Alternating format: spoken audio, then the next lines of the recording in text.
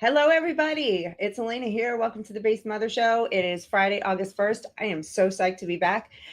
Tonight, I've got two special guests that usually I go on their podcast and they do horrible things like show me all this stuff that completely upsets me and freaks me out, like all this freaky things that happening, like, grown adults shaking their junk in front of children at pride parades, or children's shows geared at messing with children's minds, making them think that they're non-binary or born in the wrong body. And tonight we talked and I said, why don't you guys come on my show? I don't think I'm going to do as good of a job as freaking them out as they freak me out, but it's still going to be a really fun conversation. So I am so happy to bring onto the Base Mother podcast my friends Chris Barrett, who is running for state rep in Missouri, and Kevin Hammer. And they are both the hosts of KC Reacts Live podcast, which you can catch on YouTube and I'm sure other places. Here they are without further ado. Hello, Hey. gentlemen. Hi. Hey, Elena. Good to see you again. Always, So glad to be always. here, Elena. Yeah, I'm psyched. I'm so psyched that you guys took the time to come hang out with me on a Friday night. Absolutely.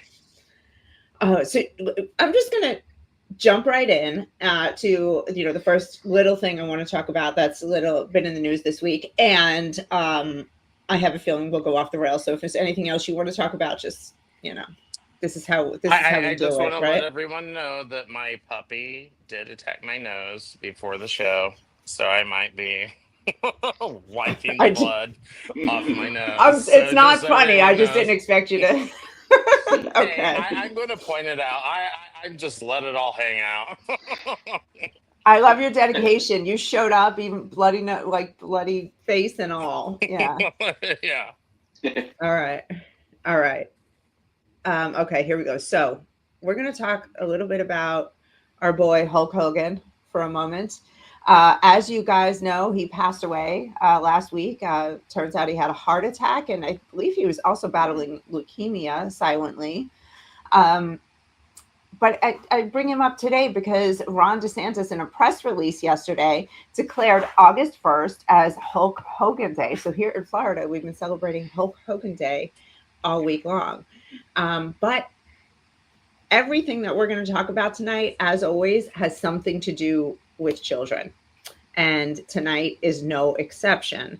I'd like to introduce you to a woman named Sarah Rockwell.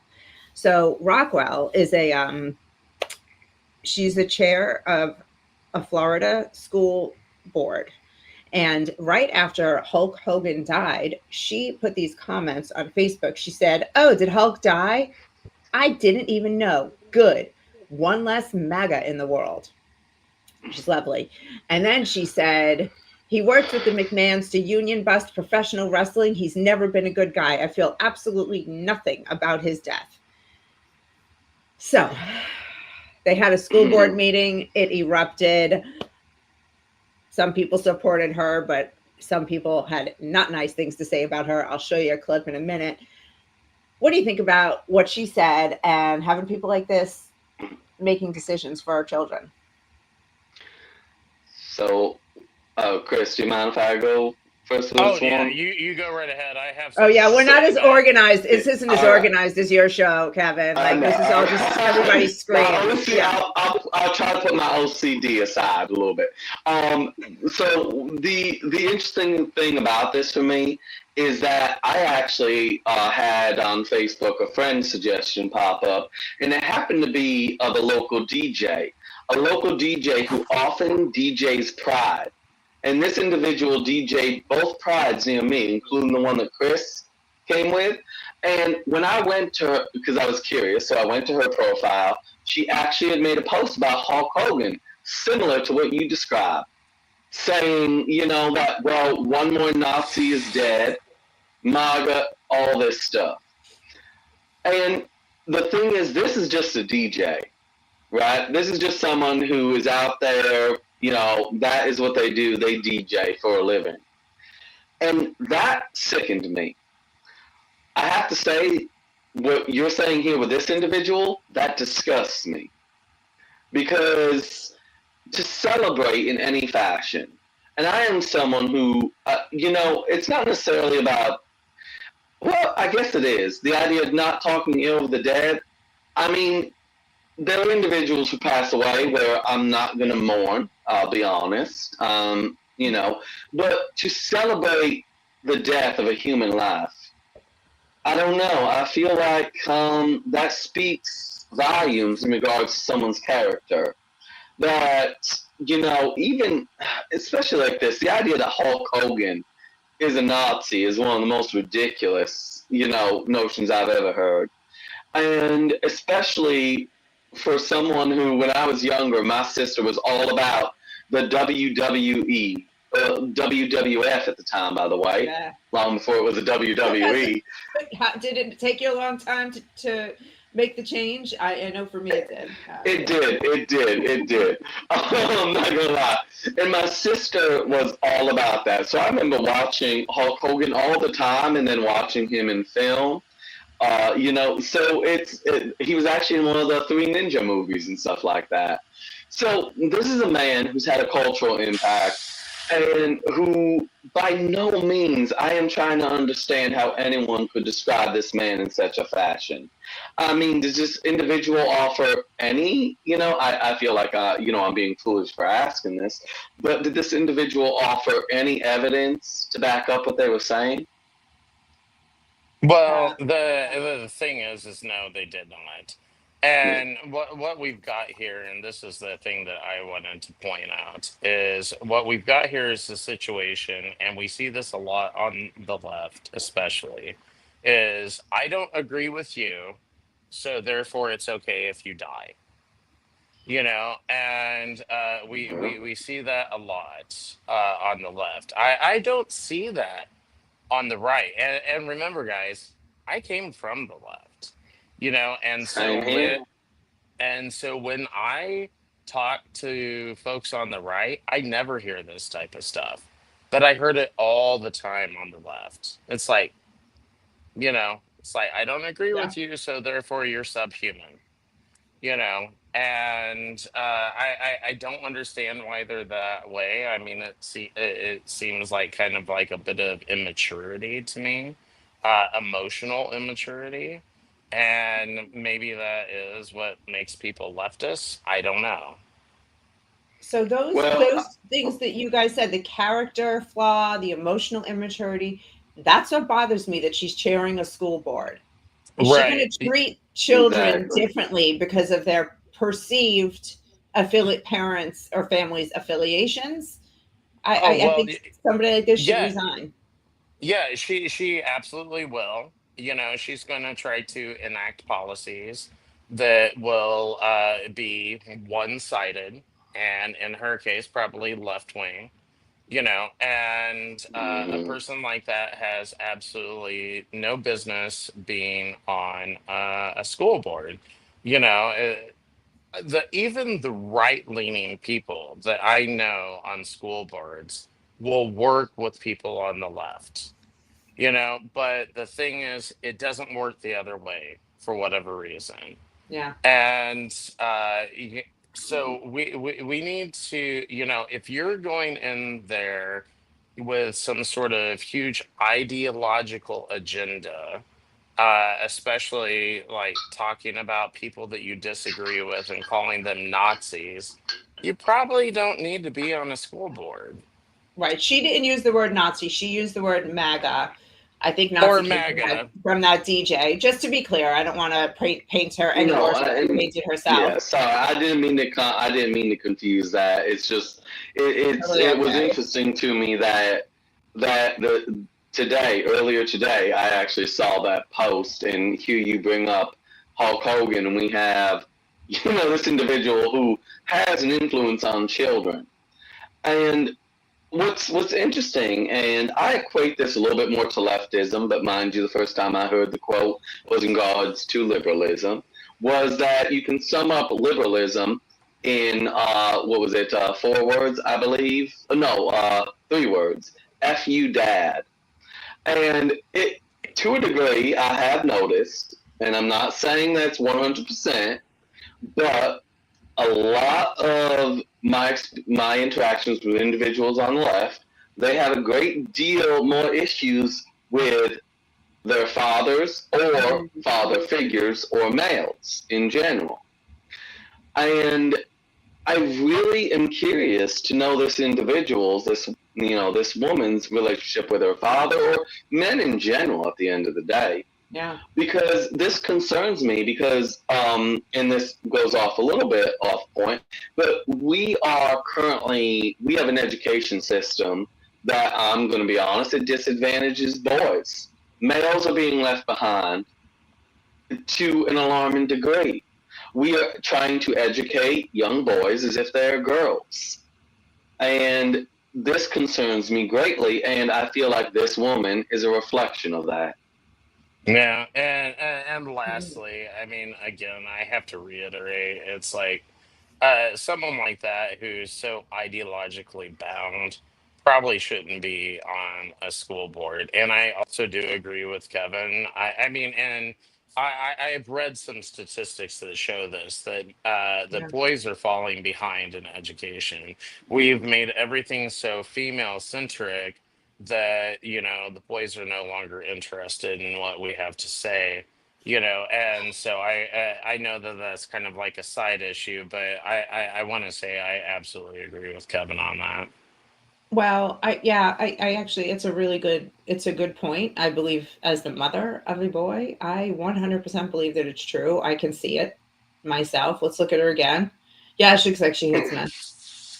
I'm not shocked by that picture, by the way. When you showed me it, I mean, I am a little bit shocked that there's not a nose ring, but it is school board, so, maybe it was removed before becoming a member of the school board, but I just expected a nose ring, of course. Yeah, this reminds me of a few weeks ago, the Texas flooding. There was that Houston pediatrician who put a post up that said, Mm-hmm. "This is what MAGA's getting what they deserve here because they voted for Yep. this." And Mm-hmm. she lost her job over that, and I felt like she should have lost her medical license over that, and maybe she will be put before the medical board because anybody that is celebrating something like this and saying people are getting what they deserve has no business caring for children, because I don't trust that Mm-hmm. doctor's judgment that if I am a Republican or even a peer conservative and I bring my child to her, that she's not going to be biased against my child. It is no different than a racist or a homophobe. Like, it's to treat Mm-hmm. people differently because of their political beliefs. It also, this whole thing with this one is a testament to exactly how indoctrinated the left is. They are so convinced that we are actual fascists and Nazis, and their understanding of the situation is so skewed, that they're celebrating when pop stars, like, because he's just a pop star, basically, not a musician, but he's a pop icon. Hulk Hogan, you're celebrating a pop icon's death because he hit the stage during the Trump campaign. I don't know. I don't like Taylor Yeah, Swift. I'm not going to celebrate if she dies suddenly. Like, it's sick. yeah, Sick. yeah. It is kind of a weird sort of thing that goes on with the left there. There is kind of like a certain viciousness that they seem to have. And I'll tell you what, Elena, what I have found to be very interesting is, as a gay man, uh, I I still run across issues with that, for sure. There are people that still have issues with it, and that's fine. Whatever. We'll have our issues. But I find that I pretty much, if there's a need, because that's the only time that I ever bring up that I'm gay. If there's a need, just like now, if there's a need for me to bring it up, I feel generally pretty comfortable doing that. But I'll tell you where I feel uncomfortable and where I feel like I have to walk a really fine line is if I talk about being a conservative. Mm. And Oh, and wow. Elena, what I want to add to that quick is because, like Chris, I was on the left, but I feel like a little bit unlike Chris, I was on the left. And what I mean by that is I was marching on Washington, D.C. I was an activist. I was a volunteer. I actually was both an intern and a volunteer at my local LGBTQ center. I was definitely on the left. I mean, mind you, I didn't go far leftist, but I was on the left enough to where when Trump ran for office the first time, I had a cousin who voted for Trump. I actually cut her out of my life. And the reason why is because on the left, the energy was, well, anyone who would vote this or even feel this is your enemy. You must excommunicate them from your life. And mind you, we still have free will, so it's not like they forced me, held me down to do it. But I did it. And you know what I am grateful for is to say that that cousin is in my life again. I love her dearly, and since that time, she's been at my wedding and I've been at hers. So we are definitely in each other's lives again. Ironically enough, I am leaps and bounds more conservative than her now. But we joke about it all the time. I'm actually now far more conservative than her. But I'm it's sure so she doesn't mind. I'm sure she's thrilled that you are and thrilled to have you back. Yeah, we've had some discussions though.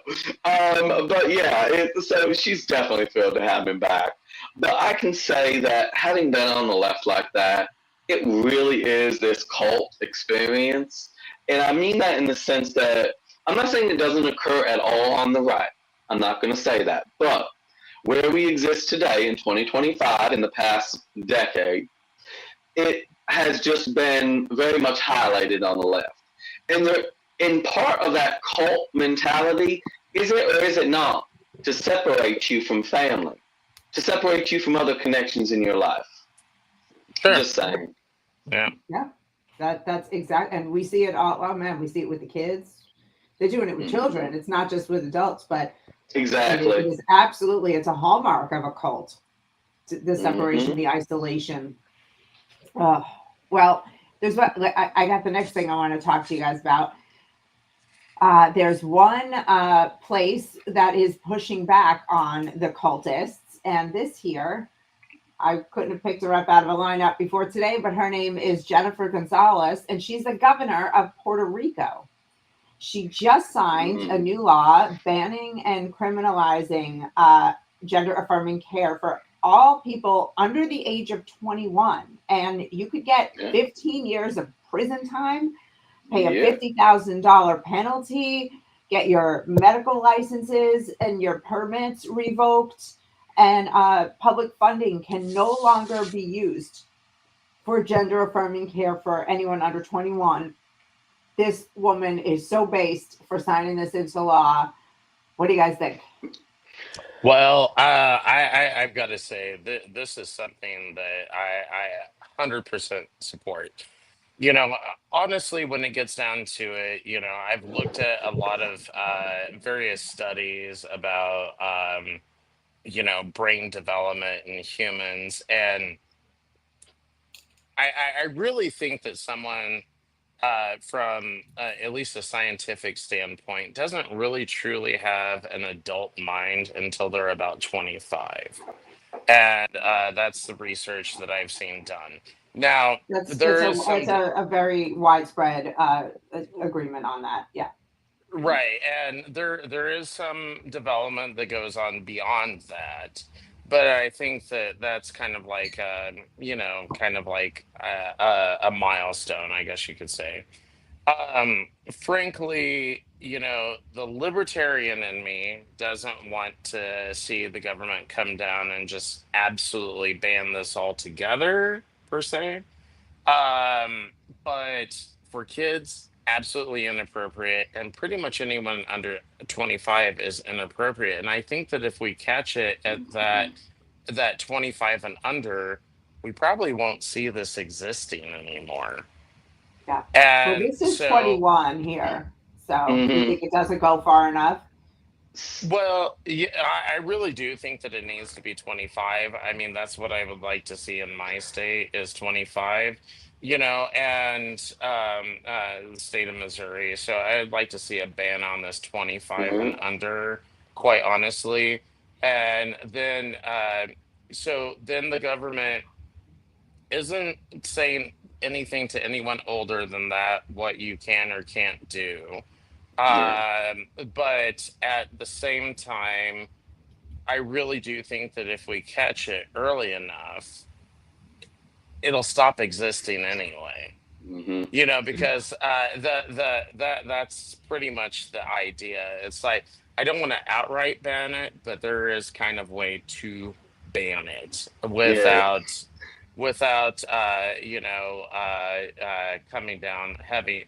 My only concern, my only concern, and I have yet to kind of think through how to deal with this, is the ones who want to do it when they're older. The ones who want to do it when they're older, I generally think are, I hate to say this, the perverts, especially. They're the autogynephiles, the men who get off on thinking that they're women and Mhm. that sort of thing. And so when I'm not sure how to deal with that, because I don't want a whole bunch of government intervention in people's personal lives. If you want to do this crazy crap to yourself, I guess go right ahead and do it, but just don't invade women's spaces, don't play in women's sports, all that type of stuff. Which is where I we were up Also, until 5 minutes ago, right? I mean, that's well, where yeah, we that's were. true, Like, and that's we just need to true. true. go back to that. But also, I want to add to that, Chris. Don't expect the public to pay for it. That is Uh, one of the well, also one of the big Well, things. no, Is that's a given. That's a given, Kevin. For sure. That's a given. I mean, I don't care what age you're doing this at. The public should never be paying for it. But what I am saying is, I really think that we'll correct a lot of this if we ban it for 25 and younger. The mm-hmm. ones that come around as 50-year-olds wanting to do this sort of thing, I think we know what they are. They're probably autogynephiles. Hmm. Mm-hmm. And so we need to figure out a way to deal with them. And I think Yep. probably the best way to deal with them, at least off the top of my head here, is enacting, some of the bathroom bans, the sports bans, the locker room bans, all that type of stuff. If you were born with a penis, you don't belong in a women's space. Period. Mm-hmm. And it's very simple. Yeah, and Chris, I want to jump off that because personally, I'm actually following the left here in regards to what you mentioned with 25-year-olds. I'm actually following what the left was saying a couple of years ago. Follow the science, and the science tells us that 25-year-olds are not fully developed when it comes to their brains. So no. And that was a major discussion point actually in some of my circles was the fact this was 21 years of age. Now, the same ones freaking out about this are also the same ones who believe that to be able to partake in the Second Amendment, you should be 21 years old, even though you're only 18 years old to serve in the military and carry a weapon. So it's like there's a lot of this, Well, the contradiction Second there. Amendment, doesn't give age restrictions. So, Well, I certain mean, states, I know exactly. That's what I'm saying. Is there in at least when we're talking about what we're talking about with the trans, with trans identity, it most assuredly we have at least the science behind it, right? Like we hear all the time, follow the science, and that's what we're doing here, of course. And I well, actually, sorry, go on, oh, I Chris. was just going to say, as far as constitutionally speaking, I mean, I mean, let's face it, there is like absolutely nothing even related to transgenderism in the Constitution, period. There are no constitutional protections for that. And I mean, it's even, I mean, it's even kind of flimsy. And we have discussed this before on the gay marriage issue. I mean, the reasoning that the court came up with in the Obergefell case. But I could halfway see that. But the trans stuff, I really don't even see anything in the Constitution that remotely would, protect that in any sort of way. Yeah, and I mean, to be honest, it's when I think about this for in so many ways, like we said, the follow the science, right? That's just the part of it, right? The left really is big on follow the science, at least they said they were a few years ago, obviously, when we were all being locked down. Well, let's follow the science here. But also, it's interesting because I have found some people who have found themselves in a bit of a conundrum, right? Especially with this coming out of Puerto Rico, right? I mean, do they stand firmly against it and risk becoming labeled bigots? I've just kind of enjoyed a little bit of that entertainment there on my part personally. Yes. But at the end of the day, I fully support this. I think this should actually be a blueprint for the entire United States of America. And I really hope that we see some of our representatives in Congress pursue this and say, hey, let's make this national. Obviously, that is going to be one heck of a fight, but I think it's a fight worth having. And to be honest, at the Yes. end of the day, especially given the last election and given where we are currently in the culture, I think it's a fight we can win. I, Because I I really, really feel like most Americans don't want to see children subjected to this horrific and women subjected to the impact of this horrific trans ideology. right. And I just one last point, Elena. I think that, generally speaking, a lot of things I like to see done in a state by state fashion. Just let the states be the testing grounds for everything. But with this, I really would like to. I agree with Kevin. I'd like to see something done nationally. So it kind of goes against the thing that I said earlier, I'm not being a hypocrite here. It's just that I know that states like New York and California and Oregon and stuff like that are not going to ever ban this sort of thing. Yeah. But so really it's going to take a national ban to get it done. But that still doesn't mean in the meantime that we should give up in our own states. Right, because that may never happen. The national ban, we really don't know how that would play out legally and if it's feasible. But another state just came out. The news just broke today that New Hampshire has banned gender affirming care for minors, but it's not as good. And it's the first state in New England to do that, and that's going to just put so much hate on New Hampshire, especially from places like Vermont and Massachusetts, where they just love cutting off, little girls' boobies and stuff. So this, the bad news about this is that they crammed in a grandfather clause so that any child who is receiving gender affirming care will be able to continue to receive it after the ban goes in effect on January 1st of 2026. So all of these trans housing by proxy parents, even if there's only one who's trying to convince their kid to go in for this, just has to get their kid in there under the deadline, and then they'll be grandfathered in and they can keep receiving treatments.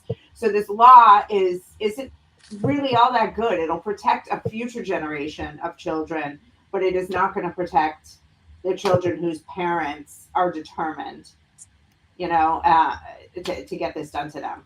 Well, and the thing that I kind of like about what you're talking about there is it is a parental problem, and it's a cultural problem.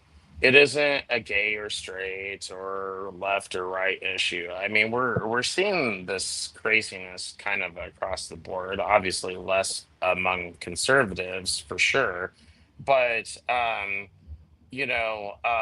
that is kind of a toothless bill, at least in its initial incarnation. That's kind of the sort of thing that I'm talking about fighting against here in Missouri, because we do have a ban currently on it, on so-called gender affirming care. But the problem is, it expires August, I think sometime in August 2027. And we do have a constitutional amendment coming forward that will change our abortion laws. And somehow or other, they managed to get the stuff with gender affirming care into that particular constitutional amendment. That's not the way it's supposed to happen in Missouri. So I'm already wondering if it has any legs to stand on, because in Missouri, every bill is supposed to be a single issue bill. Um, so, um, Mm. so I will, I think the legislature did something sort of good there, by Would getting this going Well, forward. well, What do you have to Chris, say? sorry, Um, I just wanted to say, Chris, to be fair though, when it comes to trans ideology, you're aborting reality, right? So, I mean, it kind of is abortion, I guess. Sorry, yeah, right, I right, know I'm being It's catty. a I'm very just late term abortion. Yes, yes, right. that's what it is. Yeah. Killing. It is literally killing one identity in order to birth a new one. Yeah. So No, that the is play true. on words really fits. Yeah. Yeah, no, that is true. But the thing is what we've got going on though is, if this doesn't pass by a public vote, then nothing gets done with the situation dealing with kids and so-called gender affirming care. So I think that is one of the biggest reasons that I decided to run for office, because I was like, well, if my ass is in office, this is not going to continue. And I will call out everybody that I need to and raise as much of a stink as I need to in order to make sure that this gets done. Because in Missouri, we need a permanent ban on child sex changes, Yeah, period. this is insane. I You, hate that every time we have this conversation, I short circuit at some point, and I say, "Can I cannot even believe we're having this conversation, that this is necessary as a you know, nation." well, for both of you, because I know I'm talking to Floridian and Missourian. I don't know if that's the correct terminology with that, Chris. I actually never realized. Missourian is right. Um, but I'm a New Yorker. I'm in New York, and basically here we are drug your children, mutilate your children, heck, even off your children if they're in the womb. We are a state where we passed Prop 1 not too long ago, which was one that definitely solidified the transitioning of children into the law, unfortunately. And it is an uphill battle for sure.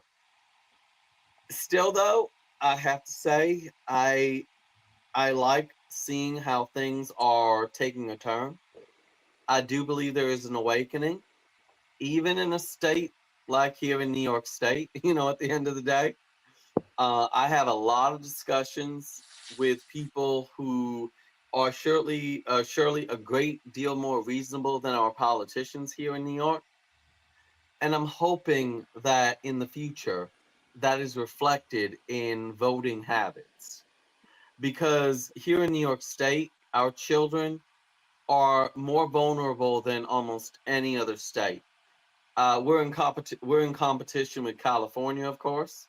Colorado's pretty rough. Yeah. Colorado, obviously a little bit there. Uh, but it breaks my heart. But also, I'm up for the fight personally. Yeah, yeah. Of course you are. It shows. You are. You guys are both been in this fight. I got to ask about the Missouri law, that 2027.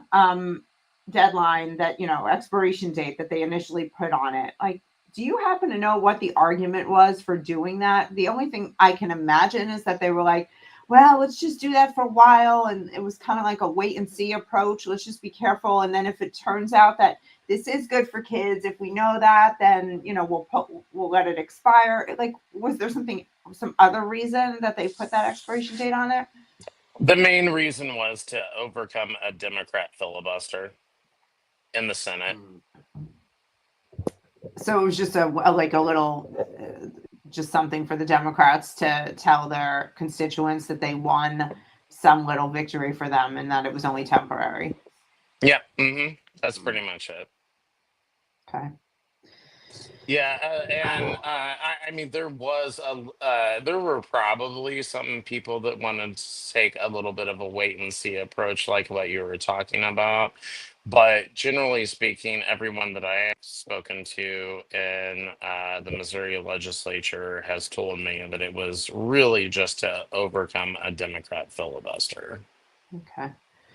There's a part of this that is really sad. Even families that don't have, that the trans thing hasn't affected the children in the families. States separating themselves by things like this are literally causing people to move. They're causing people who want to trans their kids to move to New York, people who want to protect their kids to move to Florida, or Tennessee. And, I'm seeing it in my inner circles, like people moving all over, and it's breaking up families, like larger, more extended families, people who got together every Sunday for dinner. Every time one of the cousins, the little kids had a birthday, they would all go to somebody's house, and people are now fleeing because of these policies particularly. And it's having this really tremendous ripple effect on our society. And it Elena, just makes it sad. If you don't want me cutting in there, this actually touches on something that I get yelled at on both sides actually for saying. They always say at family dinners, especially during the holidays, don't discuss religion or politics. I personally firmly disagree with that. And the reason why is because if you cannot have a civil conversation with family, what hope do you have for the rest of the world? And I will stand by that. I will not bend on that. I'm not saying at the dinner table per se, but so what was it, a year or two ago, it was we were up there for Thanksgiving. And the day before Thanksgiving, the evening before, we were all sitting in the living room having a conversation. Now, my husband's aunt, she is a Democrat, strong feminist, very pro-abortion, although she'd argue pro-choice. We managed to have a back and forth about the issue of abortion and still have a civil dinner on Thanksgiving. And I am so happy and thrilled about that because, like I said, I actually think families need to be discussing these things. Not necessarily specifically what I mentioned, but discussing issues that concern America. Because, like I said, if we can't have these conversations with people that we proclaim to love, how on earth can we ever hope to have these conversations with anyone else? Yeah, I agree with that 100%, Well, Kevin. I agree, and I don't. I agree because I think that being told that it's rude to talk religion and politics anywhere is like straight from the devil to get us to separate and not have deep, meaningful conversations, because we should, as human beings, be talking about God and our relationship. We should, as human beings, be talking about our government and the policies and how we feel about them. And, like you said, sharing ideas and bouncing ideas off and learning from each other. The thing, and I find this with myself and with a lot of people, is it's actually easier to talk to either extended family or friends or strangers even than it is like super inner circle family. Having disagreements with very close family, like we can push each other's buttons in ways that nobody else can, Yeah, and that is true. so there is that's the only place where I would push back on what you said. Now, husband's aunt, she's far enough removed, totally have a civil conversation with her. but your own sibling looking you in the eye and telling you you're wrong, Donald Trump's the devil, and you're just a fascist, like might hit you different, you know. So there's, you know, we gotta be careful with what we're putting out there, you know. Elena, I will say, and by the way, I know that my mom is watching, and I will just say, Mom, Elena probably has it most correct in this situation here. And the reason is because my brother and I do not see eye to eye on almost anything. And so, yeah, he and I having a conversation about religion and politics probably just not a good idea. Right. so Because I love the man, and I don't want to screw up the relationship that I have with him. But you're right, Elena. We can push each other's buttons like you wouldn't believe, and it just ends up in a disaster. so this is actually where I personally, and I'm only speaking for myself here, I do disagree a bit because so one of my most regular interactions on my own social media, by the way, is actually with one of my siblings, my sister, and no one will guess. I have 17 siblings, so it's not like anyone's gonna know which one. Anyways, this sister and I, we go back and forth, and she and I are pretty much the exact same in personality type, but we're different ends of that political spectrum. And I personally wouldn't have it any other way because to me, I view my values both politically and spiritually. To me, I feel they're not strengthened by hiding from conflict. They're strengthened by engaging conflict and coming out on the other side. Like I said, that's just my personal. And to me, family and marriages, every personal, those tightest relationships, in my opinion, are strengthened by the greatest challenges, not the avoidance of those challenges. But that's just how I've developed my own perspective on this Well, overall. I don't disagree with you, Kevin, and trust me, my brother and I have gotten into plenty of arguments and that sort of thing. But the I guess to a certain degree, I kind of agree with both of you. I agree with Elena Yeah. and you, Kevin. It's like I think that there's a time and place for it, especially with those people who are closest to you. But I don't think that it needs to be totally avoided either, which is what you're saying, Kevin. And so, I mean, I kind of think that that's where I come down on it. And generally speaking, I can have these conversations with my brother, but only under certain circumstances. Yeah. Um, that sort of thing. So I mean, I think it is good to bring up the tough issues with your family because it does give you an opportunity to bounce ideas off of people that you trust. um but at the same time, there might be certain times and places where it's not a good idea to try to do that, just to Which is keep a why I little bit of said I peace. wouldn't do it at dinner. Which is why I said I wouldn't Right. do it at the actual dinner, right? With my husband's aunt, it happened the night before Thanksgiving. We Right. didn't No, we didn't do it during and Thanksgiving dinner. Right. Right. Not at I the totally table. understood Not at that. the table. Yeah. Right. No, I totally understood that, and that's what I was actually kind of giving credit to is how you handled that, because I think that that was a good way to handle the difference of opinion, for And it's sure. a shame because it is such great dinner conversation. So you can really though only do it if you're all in agreement, and then you can talk politics all day long at the dinner table, and it's great fun. Well, Elena, Kevin, Thanksgiving dinner. Let's get together. Yeah. Oh, that would be awesome. Oh, that That would. would be very. Although in our household, my mother-in-law has laid claim to Thanksgiving dinner. Christmas, she's fine. She's fine with us going somewhere else. But Thanksgiving, that's her day. So Yeah, All I right, know. We'll maybe. have to we'll have to do like a Thanksgiving in July or something one year. And, we'll just have it separate. And because I know I'm sure we're all spoken for on Thanksgiving, and I'm the family turkey carver, so I can't go anywhere. And I'm the family turkey cooker, so. Yeah, I love carving the turkey. It's like the highlight of my year. I guess I love it. I love it. Nobody else wants to do it either. I'm like, that's great, great. Look at us in August. It's only August 1st, talking about carving turkeys.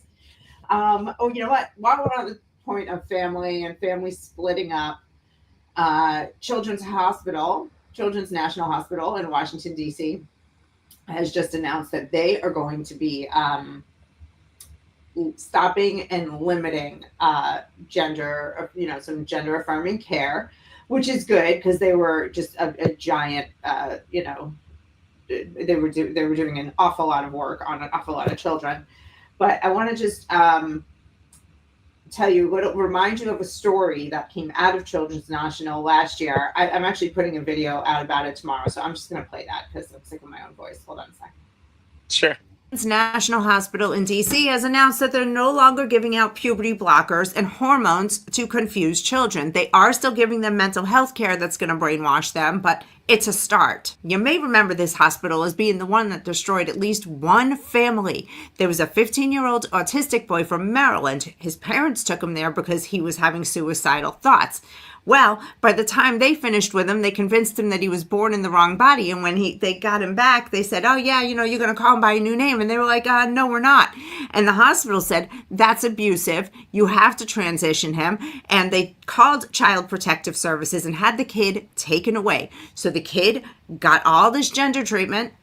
The kid lived in foster care and then ended up living with a non-binary chaplain, whatever that is. The parents never got the kid back because that was in 2021 and the kid became an adult during this time. The parents ended up suing the hospital for $100 million for negligence, religious discrimination, and emotional distress. And I hope the parents win, and I hope they destroy this hospital as payback for all the lives that they have destroyed.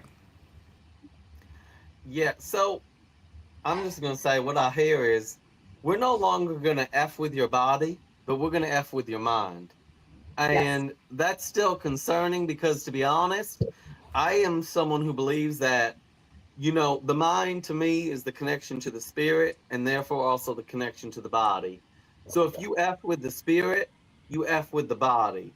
And that is, I want to give credit where credit is due, and I will give that. But no credit, and I firmly believe this when I first heard about how the most searing scars are the psychological scars. The physical scars you can work through, but the psychological ones, those can take you the rest of your life to deal with. That's just my take. And they're keeping these kids in the pipeline as customers for the drugs and the surgeries. Yep. Don't worry. As soon as you turn 18, you can get all the things you want, and just keeping them hooked on it mentally. It's sick. Right. Yeah. That is the problem with it. It's like if they're still providing the so-called mental health care, no. I mean, there should be no such thing as a gender clinic in the world. Period. It's a disgusting proposition. I mean, I'm just going to say that right out. It's a disgusting proposition. No one should be changing gender or sex or whatever you want to call it. No one. Period. And I mean, for adults as well. I mean, I'm not necessarily willing to ban it for adults, but I mean, ultimately, I think that it's a completely inappropriate thing for humanity. You are what you are. If you were born with a penis, you're a freaking male. If you were born with a vagina, you're a freaking female. Story's over. Go on about your life. I find myself in an interesting place, and Chris, I haven't even discussed this with you yet, but Chris is used to my evolutionary points of conversation where I'm like, I feel like I'm at a tipping point on a topic. And when it comes to this idea of adults just letting adults have a free for all, I do have to ask a little bit of where are we drawing that line? So, and the exact terminology for it is not coming to mind, but there are dysphoric conditions with the body. For example, where people want to cut off a leg, or they want to blind themselves. Dr. Phil actually did a whole episode on that with a woman who blinded herself because she felt she was supposed to be born blind. Should we legalize someone wanting to blind themselves, wanting to cut off their legs so doctors can do that for them because they genuinely feel, and people please look this up. Like I said, the exact condition is not coming to mind right now Yeah. at the moment, but it actually is a dysphoric condition where people Oh, you're feel talking about very disassociated from their dysmorphia, limbs body and dysmorphia. even their eyesight. Should we Yeah, encourage that in heard the about law? this. And if Yeah. it really is about, well, as long as you're adult and you can consent, if there was a grown individual who told me, well, I want you to shoot me in the face, go right ahead. I consent. It's what I want. Should the law allow me to do that to that person? And that's where we actually, I'm kind of moving a little bit on this, where I'm like, just because you're a legally consenting adult, does that mean that everything should just be legal in regards to that? Well, this is Well, the assisted suicide conversation Exactly. fits in here too. well, yeah, yeah. I mean, for me, I think that really what it comes down to is you can do whatever the heck you want as long as you're not harming someone else. Um, uh, the suicide thing, though, that's kind of an interesting wrinkle in this. You know, I mean, I'm against assisted suicide, but that is kind of how I see it. But the problem, going back to the trans thing, Kevin and Elena, the problem is when we have these adults, and this is my problem with even the adult transition. I like I said, it's like right now I'm not comfortable with banning it for adults over 25, but the I guess you could say I'm kind of on the verge of maybe getting there. And the reason is because these folks who want to do this type of stuff end up harming other people. And here's how they harm other people: they demand that you go along with their delusion. They, especially the males, want to invade female spaces, you Mhm. know. Mhm. They also like to be predatory, upon, you know, especially the males, upon lesbians, which is not acceptable, you know. And Mhm. we're, you know, so I mean, they, by the nature of what they're doing, they are prepping themselves to harm other people.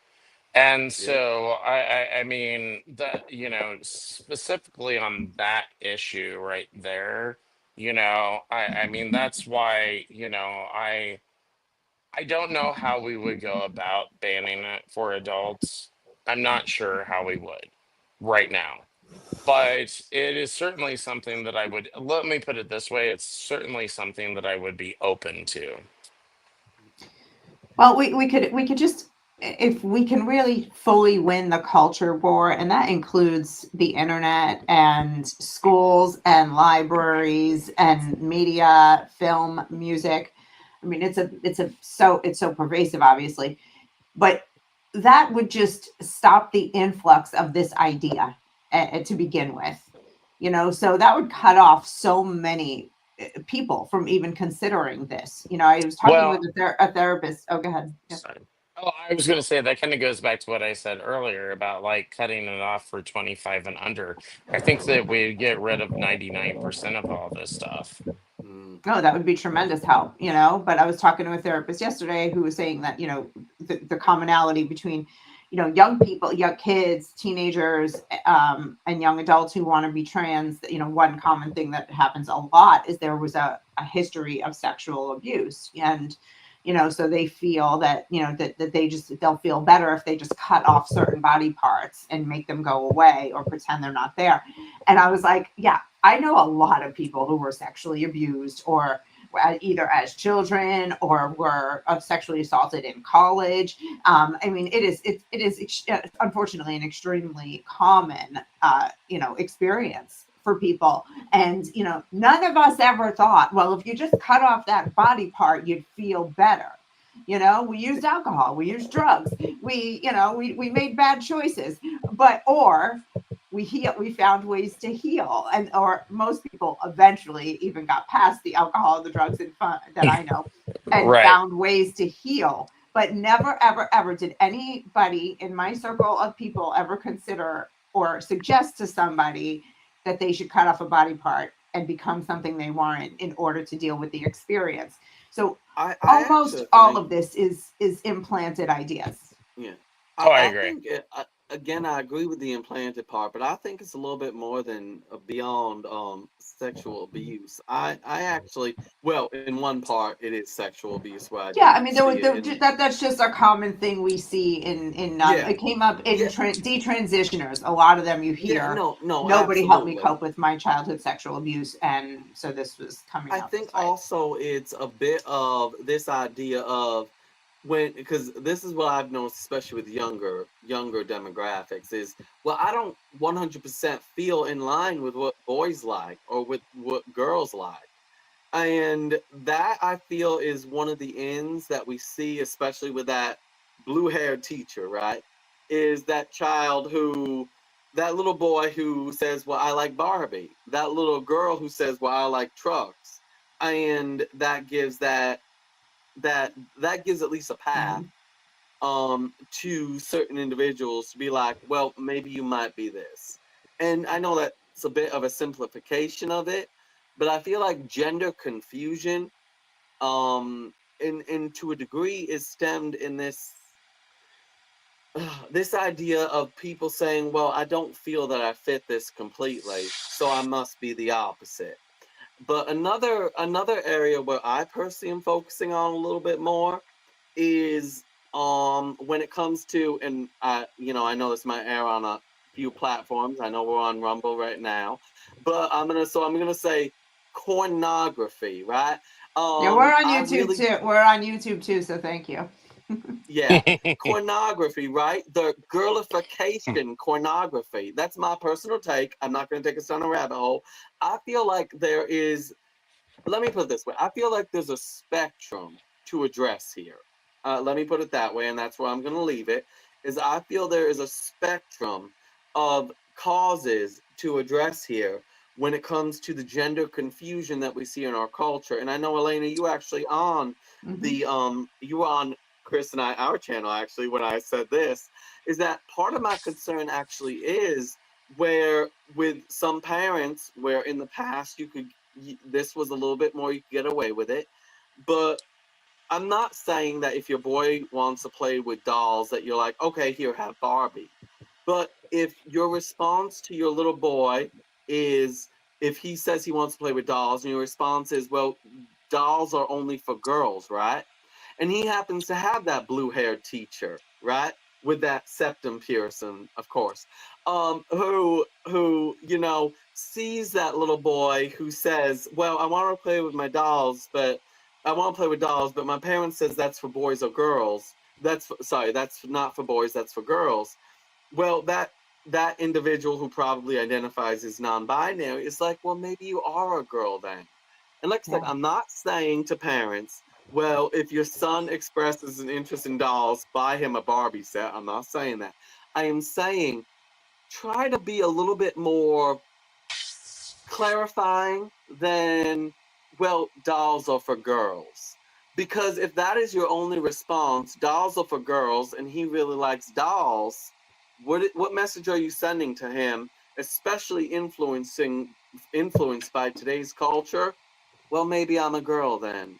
Right. It's I'm just only, saying but again, it's not, in this case, it's still the culture putting it that on is. him because 20 years ago, when you told a little boy that's for girls, he didn't think perhaps I'm a girl. He just thought, bitch, I want to play with the dolls. Like, oh, all right. No, And he just went on, like, and that's why I clarified, Yeah. Elena. That's why I clarified that we're in the modern world, right?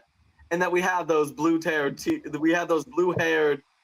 teachers. I Yeah, this know I is said progress. blue-tailed, but maybe we do have blue-tailed teachers Yes, to they some have degree. tails too, some of them. Yes. And that we have those individuals will who will exploit that. We didn't have that in the world that you just mentioned, Elena, but we do have that in this world. And that is why I encourage parents to approach such things cautiously if your children are especially are in public school, because I don't want your children to be taken advantage of by someone who sees a discouragement from you and decides, well, maybe that means I can guide this child. That is what scares Well, me. I would say I would just say honestly, Kevin, just to keep things a little bit more simple, at least from my standpoint, Yeah. let the boy play with the Barbie dolls. I mean, honestly, and here's why I say that, because my best friend literally growing up was my cousin Anna, and so as a girl, she wanted to play with Barbie dolls. So guess what I did? I played with Barbie dolls. And I enjoyed it. I thought it was fine. Now, under today's structure, I would have been told that, oh my God, you might be a girl too, because you like to play with Barbie dolls. So I mean, that's why I say it's like, if a boy shows an interest in that sort of thing, it's like just let him do it, and it's not that big of a thing. Chances are, especially if he's heterosexual, he's just going to grow out of it, and if he's gay, he'll have a fabulous sense of fashion.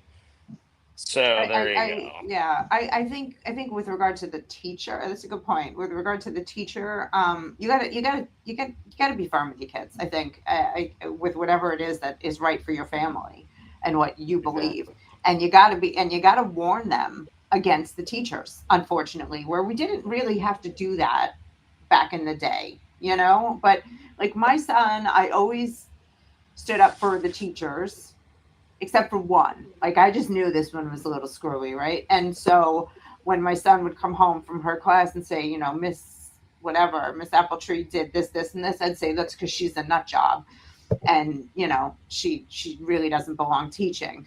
But mostly I would stand up for the teachers. It's different now. I would be literally looking at my son going, that one's a nut, that one's a nut, that one's a nut, and here's why. And that one doesn't even know what body she's in. She's non-binary, and she makes you call her mixed apple tree. Nut job. Be Right. respectful. Be respectful, but don't believe any shit that comes out of her mouth. Like that Exactly. would be my parenting style with a younger child now if I Yeah. had to send a child to public school. And And so there's a, you know, like I and maybe I'm saying this because I heard you say like to be careful with your kids, and I'm like, being too careful with the kids is what got us in this disastrous okay. place, And and okay, so so maybe you just need to clarify that. yeah, maybe it's not so much being careful, it's being in this day and age, because everything seems to be a game, strategic in regards to how you address Mhm. Yeah, situations. maybe, yeah, Like that's I said, clarifying. all right, so for example, right, you brought up how you'd respond to your son if this day and age if he was in school, right, in regards to relationship to teachers. I've actually in the past I've created videos encouraging parents to ask specific questions of their children when their children start school, especially if they're starting kindergarten, right? Because you want to still remain age appropriate. You don't want to put inappropriate age ideas in their heads. But you can ask, for example, has anyone at school ever told you not to tell me something? It's okay. You're not going to be in trouble, no matter what they tell you. But I always want you to be fully honest with me. Has Mm, your teacher are there flags in the class outside of the American flag? Are that That's a very, that's not so much leading as in regards to exposing them to anything. When your teacher has you introduce yourself, what do they ask you to introduce yourself as? That's not necessarily leading, it's just asking for clarification. There are ways to address this to where you don't have to bring up a specific topic, but you right. can also, as a parent, at least to some degree, be like, okay, my kid is likely not being exposed to certain things. And that is where I am. It's not necessarily even being cautious, but it's being strategic. Because trust me, and I speak to parents out there right now, especially if you're in states like where I am in New York, the teachers are being more than strategic. Yes. They are being very direct. So you have to be an engaged parent, and that is where I actually leave that thought at the end of the day. Strategic, careful aside, be engaged as a parent if you have a child in school. That is where I guess I'll leave that thought, Yeah, because too many absolutely. Well, parents are no, not and engaged. I totally hear you there, Kevin. I would say that, my comment mostly came from the fact that it's like, I think that the demonization of non-gender conforming behaviors has also helped fuel some of this stuff. So if a boy wants to, play with dolls, if a girl wants to play football or something like that, it's like let them go ahead and do that. There are plenty of outlets out there for them to do those sorts of things. Yeah. And my point was really about making sure that those kids who don't necessarily conform to the so-called gender norms, have a space and that they feel, you know, that what they're doing is perfectly fine. And then I think that by doing that, it actually protects them from some of this gender insanity that's going on. Like, oh, well, my God, you're a girl who likes football. You must be a boy, or whatever. Instead, because I mean, let's face it. I mean, when I was talking about the fact that, I liked playing with dolls, uh, did I actually say that I did? Well, oh well. I did like playing with dolls when I was a kid. And I I like liked playing playing. with cars, with race cars and matchbox cars Oh my and God, you must trains. be a man. You must be a Yeah, man. yeah. And so the thing is if you let that boy or that girl do those things, they'll probably just kind of grow out of it and grow into their own thing. No, I You don't play with know, matchbox cars anymore. Yes, you're yeah, correct. and I don't play with Barbies anymore, go figure.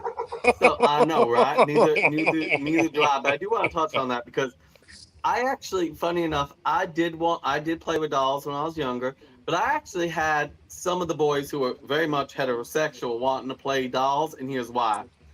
I would take the dolls, cut their hair, put like stripes. I would turn them into Thundercats. I would turn them into mutants. I did play dolls. I did play dolls with my female friends. But funny enough, some of my female friends, their brothers wanted to play because of how I was with it. I was like, well, we're going to take her, chop her hair off, put stripes on her, and now she's from Thundercats. And I was, I was, I was very interesting. It's funny because I did one thing else, like, and this is interesting because I would be like, well, Barbie is with Ken, but Ken, is also with Ginger. So Barbie assassinates Ginger and buries her in the yard. And one of my friends was like, um, when I was an adult, one of my friends said, "I got a question for you. Did When you were younger, did your mom watch a lot of soap operas?" And I was like, "Actually, yes." He goes, "Okay, that explains a lot." But I incorporated a lot of things into when I played dolls, where it wasn't, Barbie and Ken are getting married and then they're going to their Malibu mansion. No, no, no. Just dressing I will up. admit Yeah. there was bloodshed, there was war, there was a lot when I played dolls. So the boy in me, even at that point, the boy that I am, not the boy in me, the boy that I am, was very much there, even though I wanted to play with dolls instead of trucks, because I very much channeled that boy energy, that masculine energy, even to playing dolls. So I don't know, like Yeah, that's where I am at but the end of the day. today, Yeah. even if you did war and murder dolls like you did today, they would still say the right parent or the wrong parent who wants to be on trend would still have turned you into a girl. Yeah, oh Exactly. yeah, yeah, because Exactly. I mean, I decapitated a few Barbies myself, so I know what you're talking about. But no, I just want to highlight that is that even even though Chris and I were talking about wanting to play with dolls when we were younger, right? The boy is still there, is it not? That masculine Absolutely, it drive is. is still there at the end of the day. And Elena, as you had highlighted, that still would qualify us being transitioned this day and age. And how I played with dolls as a child would no doubt be labeled toxic masculinity by modern feminism. Come on. Like, let's be honest. Oh yeah, yeah, yeah. Well, I did decapitate Ken a couple times too, so I mean, I was fair about it. So- oh goodness. All right, guys. I've got one more thing that I wanted to talk to you about tonight, and I'm sure we'll go off the rails again. But California, because back to the kids and the legislation, things that are working against parents controlling their own children's upbringings. There's an assembly bill in California that's made it through the assembly and it's heading to the Senate this month. And it made it by a wide margin through the assembly. And it's called AB 495. And they call it the Family Preparedness Act of 2025. So they're framing it around immigration and saying when people get kidnapped by ICE, because that's the language they use. Yeah, kidnapped Um, by ICE. Yeah, right. yeah. Their children need to be taken care of. Now, it's not that ICE, like it's all just such BS. So their children need to be taken care of. So anybody, a non-relative, anybody can go to the court with a piece of paper that they get off the internet, an affidavit. They sign it and they say, hey, I can't get a hold of the parents. I don't know where they are. So I need to take custody of this child.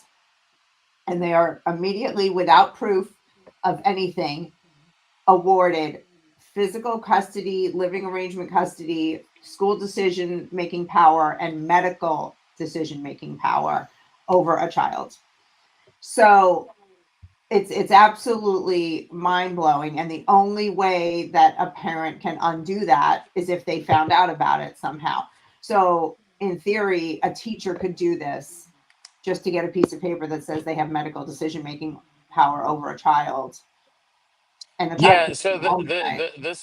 this sounds to me like a child trafficker's dream come true.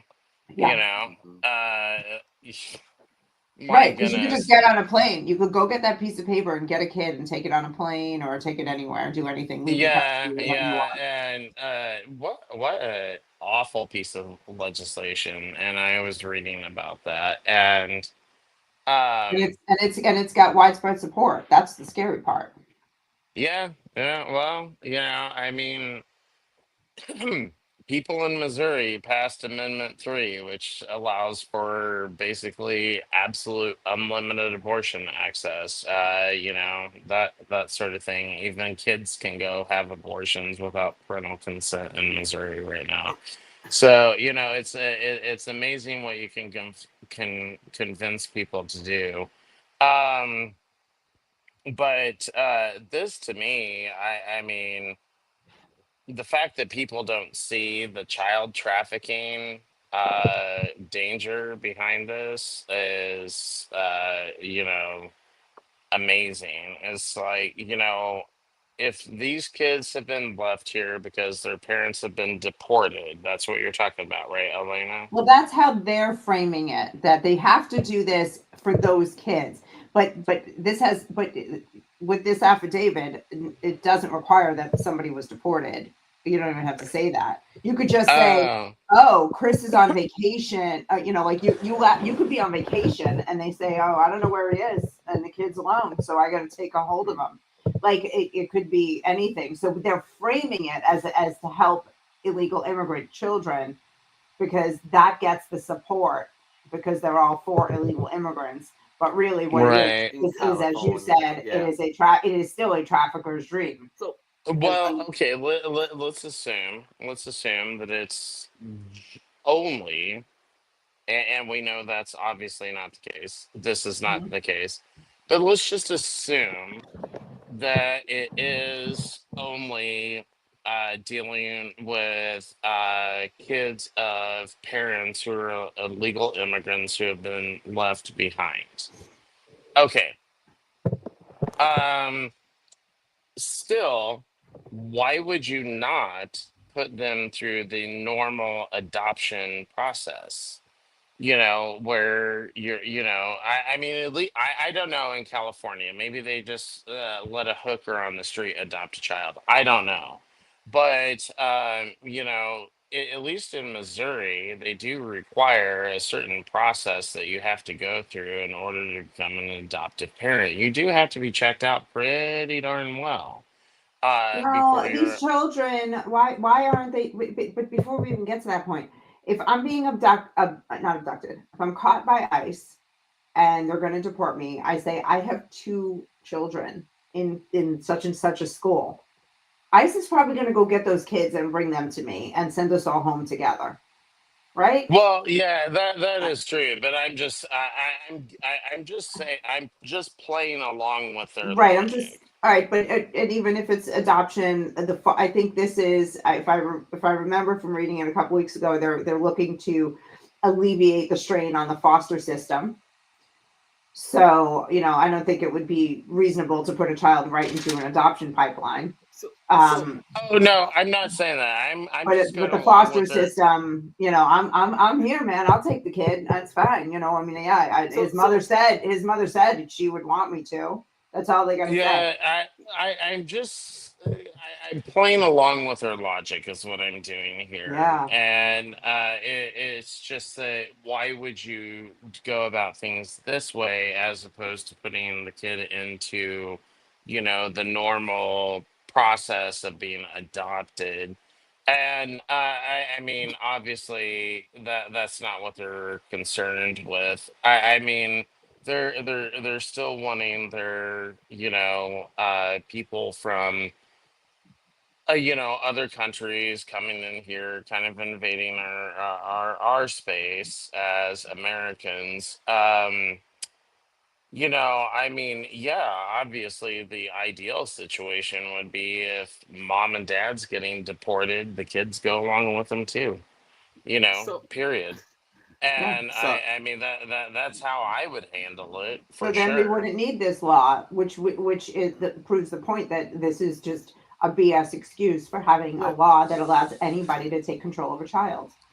So Right, right. I And personally, that's why I said I was kind of Sorry. playing along with that's why I said I was kind of playing along with the Yeah. mentality of it, because it doesn't make sense. It doesn't make sense. If you play it out, it doesn't make sense.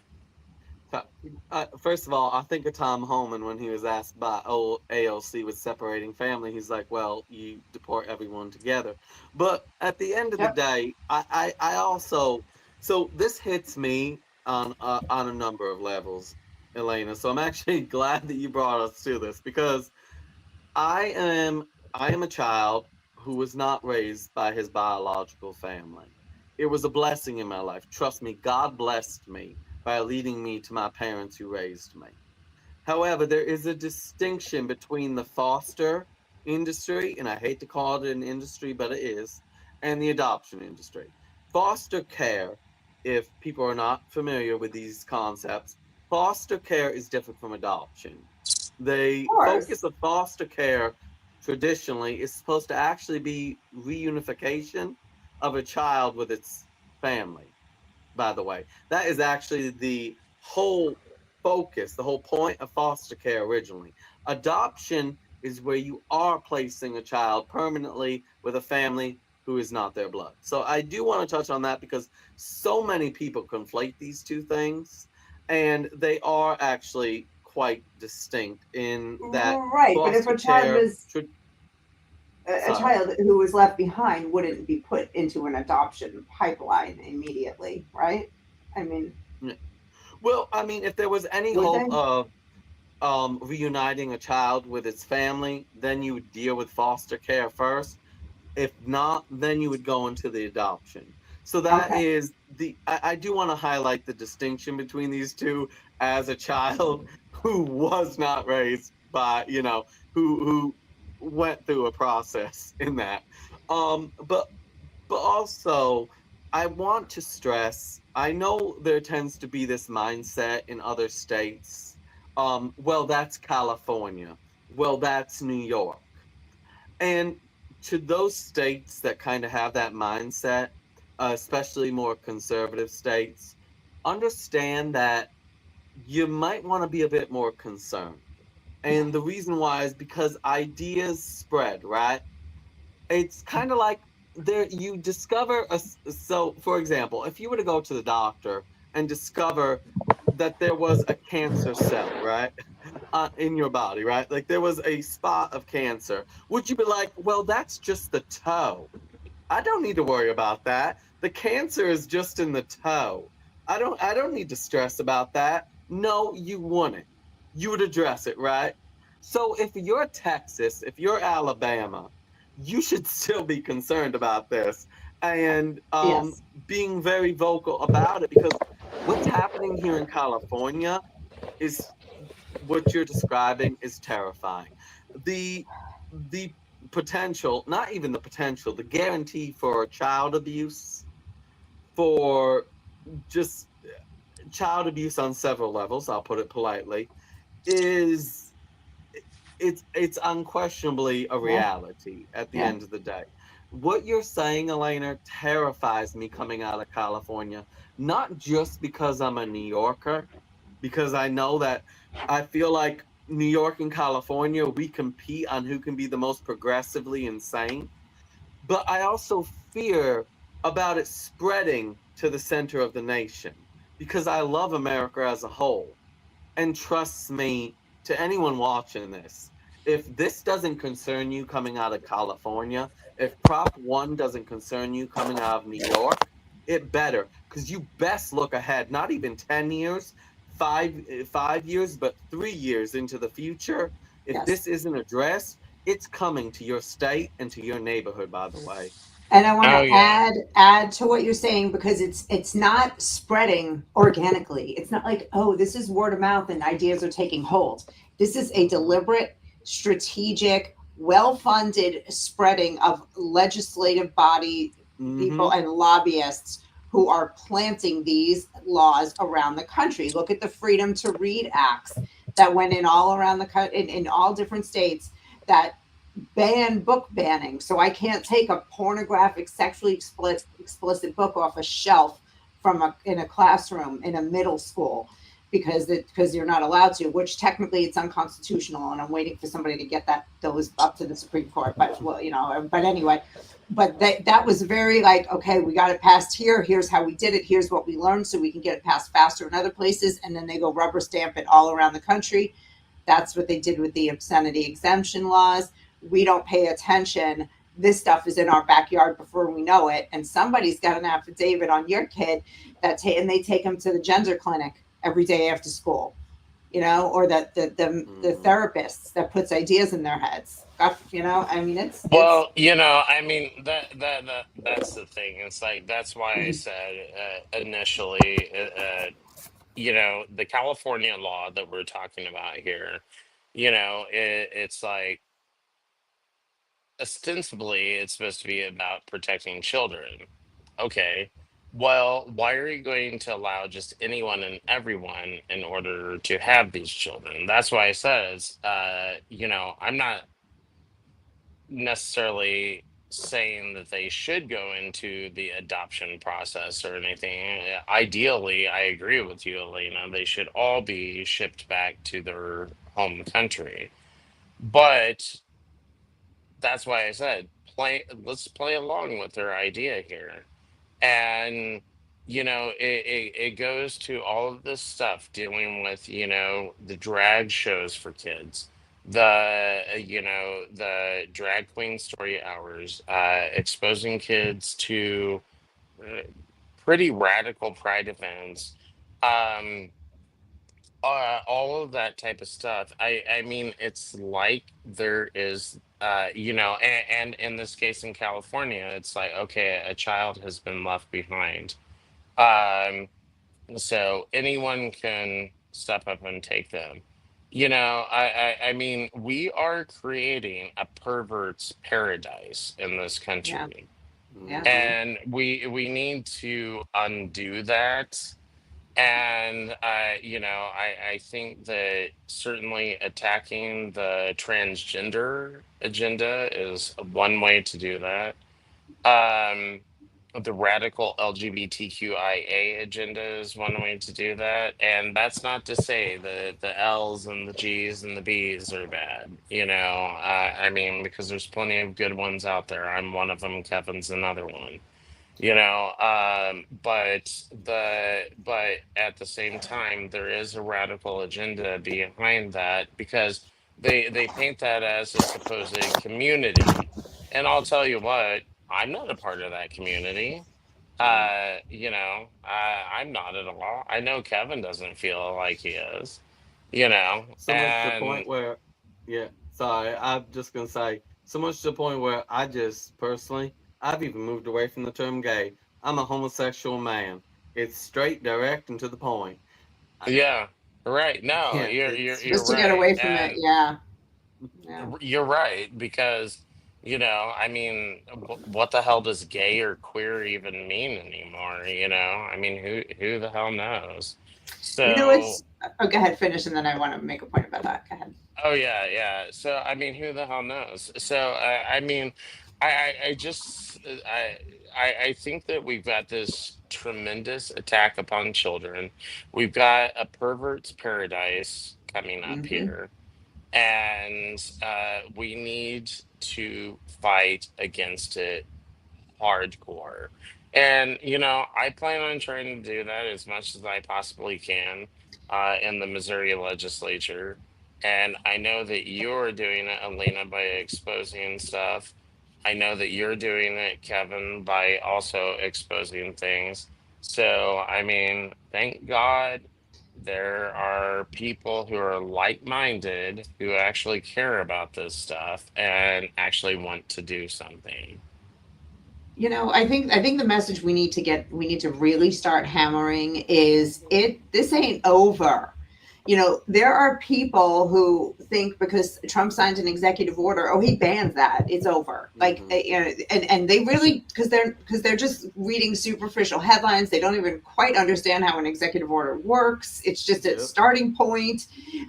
It's not legislation. Like, they don't understand that. So, you know, we have to, I've been saying it lately, like the war is still on. In fact, in some ways it's worse because the other side is backed into a corner and they're starting to act like rabid trapped animals now. So they're going after the kids harder. And I think it's important that we start hitting people over the head with that and say, we still need you to get Yeah. in this Oh fight and to yeah. be protecting your kids. Absolutely, Elena. I mean, the thing is, it's like, don't d- people need to understand, do not become complacent just because Trump is president. Yeah. There is no reason to do that. His executive orders ultimately don't mean anything when the next president comes in if they're a Democrat, because guess what? Every single Exactly. one of those executive orders are going to be reversed. You know, Yep. so Yep. don't the legislation is the most important key. That's what we really Yeah. need. So Yep. don't worry about what Donald Trump does. I mean, it's nice for the moment, you know, Well, he but can be the wind behind our back with oh, Oh for yeah. his For stuff, for and he sure. is. Yeah. For sure. Mhm. But don't get complacent just because he's done this stuff, because it's not permanent. It's not permanent. What we need is actual legislation. And if we can't get it in the federal government, and I'll tell you what, it is extremely difficult to get something passed on the federal level. Mm-hmm. Especially the type of stuff that we're talking about. It's extremely difficult. I mean, I know Marjorie Taylor Greene personally.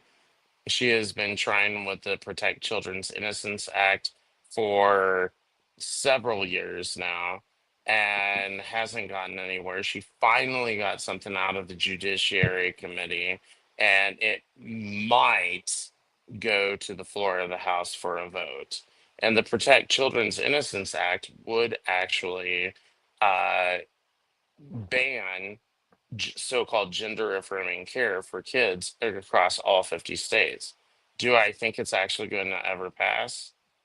I don't. I don't think it will. Yeah. Because the thing is like so many Republicans, and she told me this herself, that so many Republicans, the so-called LGBTQ lobby, and, I was there as a gay man Mhm. telling her, I was like, you shouldn't be, because there's a lot of us who actually do Mm-hmm. support what you're trying to do. Ironically And, enough, Chris, I would have been like, I know this might sound transphobic, but grow a pair.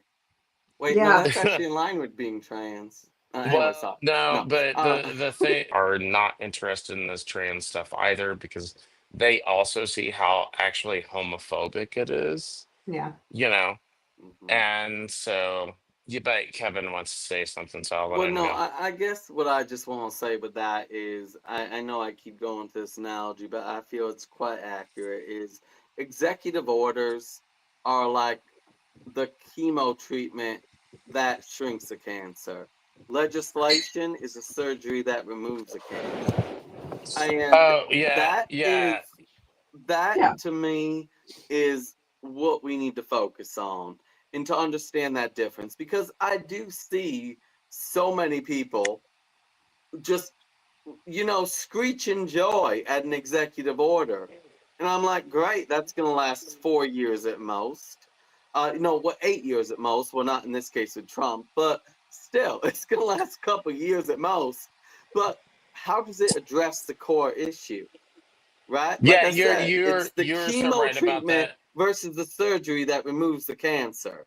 You Right. know No, which Right. you're one so does right. more I good. got a little sidetracked by my own thoughts on that one, but yeah, going back to that, you're right.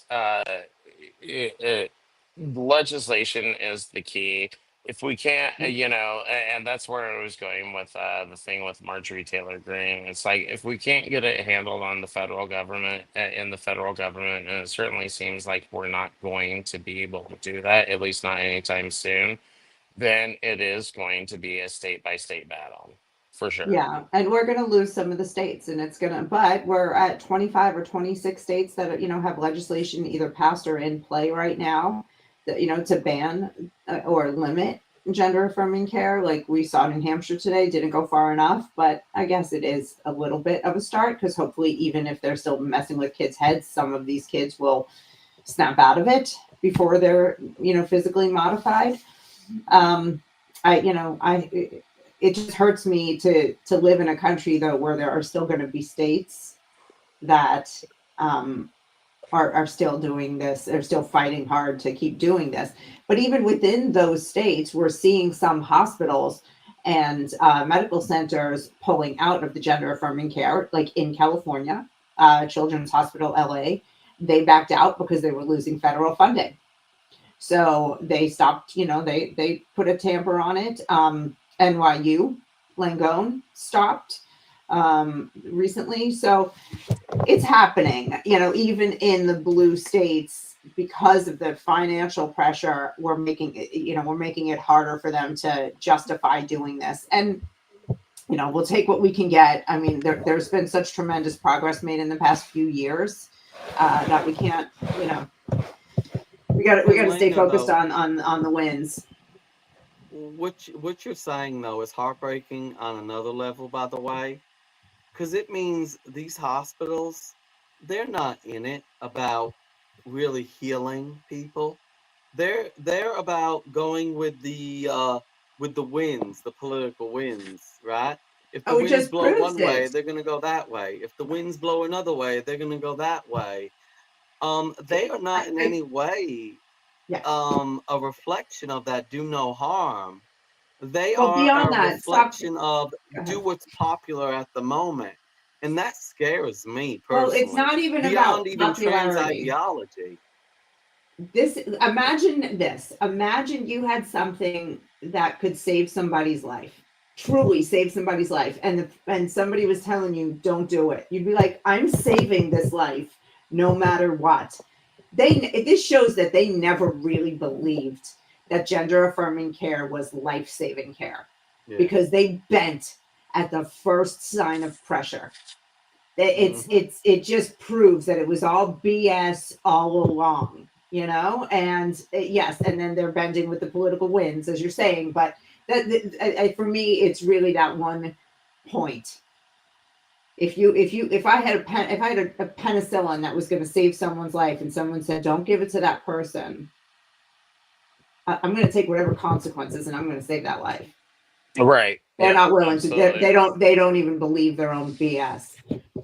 No, they don't. They don't. And I am friends with a whistleblower here in Missouri, Jamie Reed. I don't know if you Mm-hmm. guys have heard of her, but anyway, she worked at St. Louis Children's Hospital in St. Louis, Missouri, and she worked in their pediatric gender clinic. And at first, she thought she was doing the right thing. She thought that she was helping save lives because that's what you're told, you know. And anyway, she saw some pretty terrible stuff go on down there. And I will say, one of the most interesting stories that she told me was about a male who uh, went through their pediatric gender clinic. When he became an adult, he decided to have what they call bottom surgery. So that means that his penis was inverted into a fake hole. And anyway, he ended up being very distressed after that happened. No Uh, kidding. yeah, right. He thought it was what he wanted. The doctors pushed him to thinking that's what he wanted. And anyway, he saw the pediatric gender clinic as kind of like a family of sorts. And so he came back to them to ask them for help because he regretted what had happened. They basically told him to get lost. Of course. And that is a story that is repeated time and time again. The detransitioners have no support. So that actually highlights, I mean, all the more the move of the swaying with the political winds, does it not? I mean, you have individuals who are saying, well, this is not for me, and the medical industry is completely abandoning them. I mean, I really do. I mean, is there even an oath anymore to do no harm? And I'm genuinely asking, is that actually part of this? By the way, I will admit I haven't looked to see if that actually is part of the oath. I mean, I wonder if it's like you know Kamala Harris removing the right to life, liberty, and pursuit of happiness. I'm genuinely curious. Is there even a commitment to protect life at Yeah, I the have a end of the day, to do question. no harm in the medical industry? So doctors, I know that doctors took the Hippocratic Oath, but do other medical professionals also take it? Therapists and nurses and whatnots? I'm I not don't know. sure. Yeah. Yeah, I'm not sure either. Yeah, I'm actually not sure with nurses and stuff like that. I will admit, I'm actually not sure if they do take that oath. Seems That like they that But that would should. actually be interesting to find out, though. Hmm. Yeah. Yeah. But yeah, I mean, to my end, I haven't heard anything that says that medical schools no longer, make doctors take that oath. But whether or not they're doing it, it certainly has lost its meaning. It's Yeah, oh, for absolutely. sure. first take the money is where we're Well, yeah, at. I mean, I definitely recommend to anybody who is interested in what's going on in the United States to look up Jamie Reed, and that is JamieReed. Jamie Reed. Look her up. There's a New York Times article about her. Like I said, I'm friends with her. She's a great person. Definitely completely trustworthy. And she, like I said, she thought she was doing the right thing, but realized after what she saw. And one of the things that she saw was the situation that I was talking about the guy coming back to the gender clinic looking for help, and they basically told him to buzz off. That's so You sad. That's know, heartbreaking. These people, and I'm sure they use the word family. I'm sure they were saying things every time. We're a family here. We love you. No oh, Yeah. I'm doubt sure. in my mind. And they shut the door in his face. Yeah, they I did. And so, I mean, I definitely encourage people to look that up. So if you have any doubt in your mind about what we're talking about here, about how disgusting and evil this stuff is, Jamie Reed will definitely let you know. And here's the interesting thing, and I do have to give a shout out to some of the sane leftists out there. Jamie Reed has described herself as to the left of Bernie Sanders, but she has a conscience, and that's the thing that I absolutely love about her. It's like, yeah, she may have some out there political opinions that I don't necessarily agree with, but at the end of the day, she is a very ethical person. Yeah, so, I mean, she still believes in protecting the innocence of children, and Yes. this is something that never should have become a political issue, but here we are. Well, I I would know, and that's the thing. I mean, she's found herself in very uncomfortable situations because she's working with all of these conservatives and everything, because her party has basically left her behind, meaning the Democrats and the liberals and the leftists and stuff like that. They've essentially abandoned her. So I mean, she tries to attack this issue from kind of a leftist point of view. you Hmm. know, and I, of course, attack it from a more right leaning point of view. But the thing is like Jamie and I, it's perfect, you know, chef's kiss. I have never interacted with Jamie, but I would love to because she does sound like, very much like she's out there to protect children. For for me though, I guess where I come back to is also a reminder to people that one of the greatest one of the greatest skills of evil is that often evil is really good at coming across as being for the greater good. I mean, even Satan can quote scripture. So I will admit it's just when you keep in mind that when you're hearing these, right? Because they often talk about, aren't you against bigotry? Aren't you against hatred? Aren't you against, destroying someone's life? Aren't you against hurting people? Yes, the good in us wants to say yes, of course we are against these things. But those who are saying that to you, aren't you against hurting people? Aren't you against bigotry?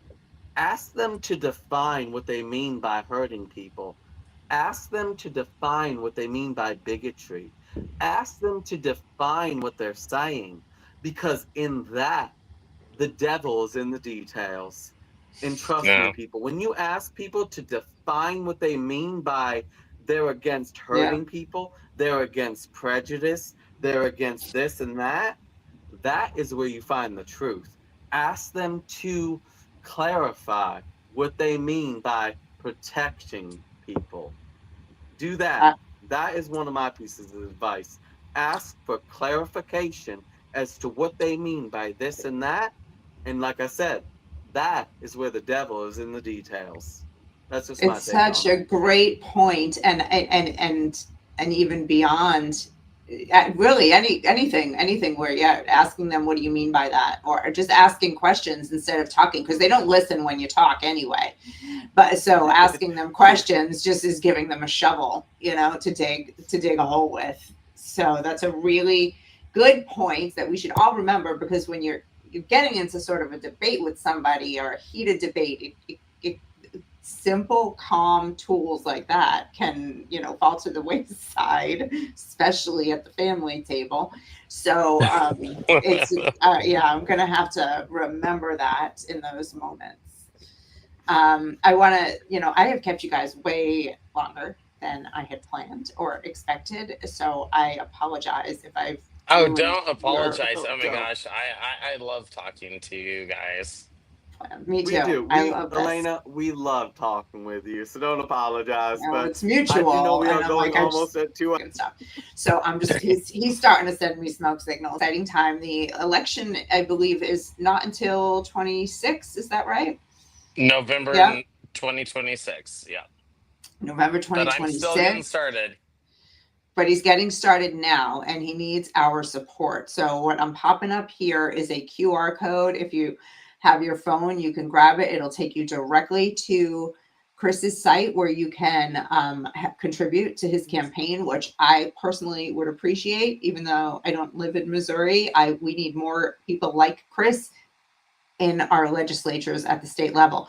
And if you can't use the QR code on Rumble and on YouTube, there is a link in the description that will take you to Chris's website, his donation link, and also his Twitter.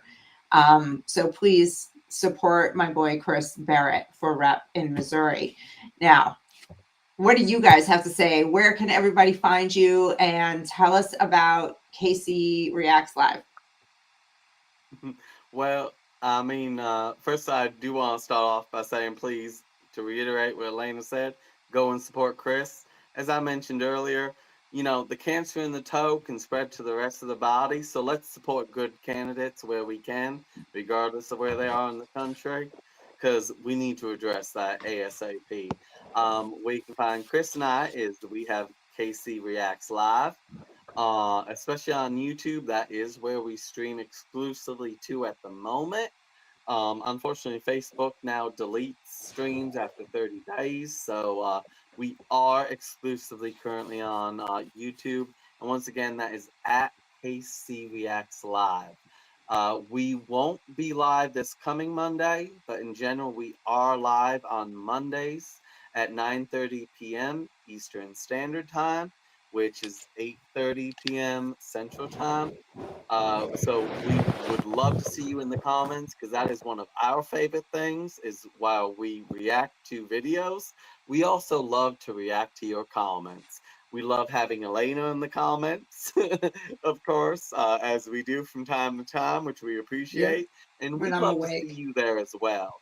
After our, while we are not streaming this coming Monday, we are streaming the following Monday. But after that, we are taking a little bit of a break. But we then will be back with a whole lot of content for everyone. So I'm gonna throw it to Chris after that. Yeah, so for me, guys, and Elena kind of alluded to it, but go to www.barrett4mo.com, and if you're local, you can sign up to volunteer. But the thing is, it's kind of like I've said to other people before in the past. It's like I've donated to campaigns that were outside of my state just because I wanted to see the right person in office. And so it's kind of the same thing here with this Missouri race. Even if you aren't in Missouri, but if you go to and you like what I have to say, send me a few bucks. It's going to help because running a campaign, appreciate that. So you have heard, we appreciate your support. So thanks a lot, guys. Thank you, Kevin. Thank you, Elaine. I've had a great time as always with you, and I love your insights and your knowledge on these topics. And I love that we veer off into the woods all the time in our conversations, because it's anything but boring at all times. All right, I so know. I realized I started going meandering during that we one all part of the do. conversation, and then I was like, "Oh wait, let's bring it back home." Huh. Oh, I forget to go back home. Like I just keep going deeper and deeper. So yeah, please, we're all guilty of it, which is why we're at 2 hours, but that's all right. To those of you watching, thank you for coming tonight and hanging out with us, and God bless you and God bless America. Good night, God everybody. bless. Good night, everyone. God bless.